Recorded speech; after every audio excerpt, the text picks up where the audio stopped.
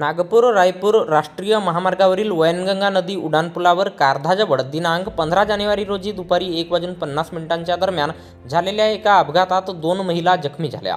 खमारी येथील रहिवासी असलेल्या पूजा जितेंद्र केवट वय 27 वर्षे आणि हर्षलता किसन नावरकर वय 25 वर्षे या दोघी आपल्या MH36R 3384 क्रमांकाच्या स्कूटीने भंडाराहून गावी परतत असताना पुलावर अचानक वाहनावरील नियंत्रण सुटल्याने त्यांची स्कूटी डिव्हायडरला धडकली.